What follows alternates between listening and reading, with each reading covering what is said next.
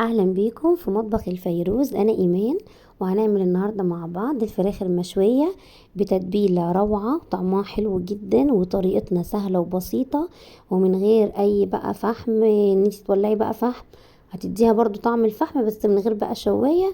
يلا بينا بقى نشوف عملنا ايه، كملي معايا الفيديو للاخر. هنا دي التتبيله بتاعتنا: الطماطم والبصل والجزر والليمون والزبادي، ولسه بقى بقيه الاضافات هنضيفها مع بعض. هتجيبي الكبة او الخلاط، تبدأي ان انت تقطعيهم قطع صغيرة وتضيفيهم فيها المتوفر عندك والمتاح اشتغلي بيه. التتبيلة دي يا جماعة للفراخ المشوية في الفرن مش الشواية. الفراخ اللي هتتعمل على الشواية او الفحم يبقى ليها معانا تتبيلة تانية خالص. هنا بقى ضفت عصير الليمون. الليمون مهم قوي عشان الزفارة اللي في الفراخ، رغم ان احنا برضو كنا ناقعين الفراخ. هنا بقى معلقة صويا صوص ومعلقة دبس رمان، دول في المشاوي بيدوا طعم ولون حلو قوي. مش متوفرين ضيفي عسل اسمر. هنا بقى اللي معايا جنب البابريكا ده ضيف صوص حبهان، او ممكن تحطي حبهان بودر. هنا بقى بابريكا وفلفل اسمر وملح وتوم بودر، بصل بودر، مكعب مرقه. الملح طبعا مش هتزودي قوي عشان فيه مكعب مرقه، وسبع بهارات وكزبره ناشفه ورشه قرفه ومعلقه توم مفروم. وانا هسيب لكم برضو المقادير بالظبط، التوابل اللي احنا ضفناها كلها في صندوق الوصف بالتفصيل. نبدأ بقى نخلطهم مع بعض كويس في الكبة. بعد كده بقى هنا ببدأ اجيب اللي في الجوانب عشان اتأكد ان هو اتضرب معايا كويس وان التوابل دابت كويس. هتضربيه كويس قوي لان احنا مش عايزينها خلطة متماسكة قوي، احنا عايزينها تكون يعني فيها نسبة سوائل شوية، يعني سايبة شوية مضروبة كويس. بعد كده بقى اضيف لهم كوباية الزبادي واكمل ضرب. التتبيلة دي عايزة اقول لكم حلوة قوي قوي قوي، جربوها وان شاء الله تعجبكم جدا. كده بقى خلاص بقت معايا تمام جاهزة زي ما احنا شايفينها كده.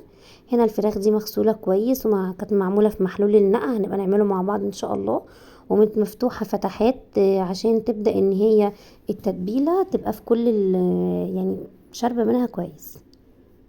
هنا هضيف نص الخليط وهسيب بقية الخليط هنشوف هنعمل بيه ايه.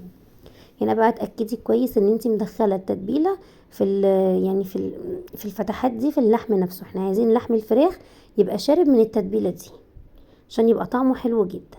هنا كده خلاص معانا اهي بقت جاهزه. نبدا بقى ان احنا نشيلها في التلاجة لمده ساعتين او 4 ساعات، ده لو انتي مستعجله في نفس اليوم. حابه تبيتيها طبعا لتاني يوم ده افضل بكتير.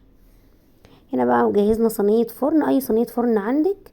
هنبدأ ان احنا نضيف فيها الفراخ، هنرصها كده بشكل متساوي يعني. وبعد كده بقى بقية الخليط بتاعنا ده انا هبدأ اضيفه لان ده اللي انا هعتمد فيه على التسوية.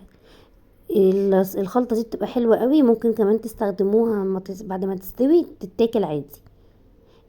هنا بقى كده معانا بقت ايه جاهزة هي الفرن. هتدخليها الفرن اول 10 دقايق على الارضية، وبعد كده هترفعيها على الرف الوسطاني، بتاخد ساعة تقريبا. وهتطلع معانا بقى بالشكل الجميل اللي احنا شايفينه ده، متحمرة من بره واخدة لون الشوي. وعايزة اقول لكم كانت طرية جدا عشان الزبادي في الفراخ في التتبيلة بيبقى حلو قوي، بيخلي انسجة اللحمة تكون طرية.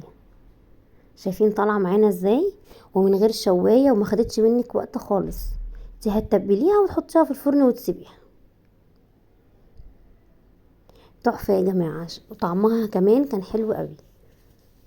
جربوها معانا بالطريقة دي. هنا بقى انا كنت مجهزة، كنت حاطة قطعتين فحم على البوتاجاز وحطيتهم هنا في الفويل، عملته زي طبق كده وهديها بقى ريحة الفحم. هنا ضفت عليها معلقة زيت وابدأ بقى ان انا اغطي واسيبها بقى ان ايه 10 دقايق كده او ربع ساعة لحد بس ما الفحم خلاص يطلع الدخان اللي فيه كله وتاخد ريحة الفحم معانا.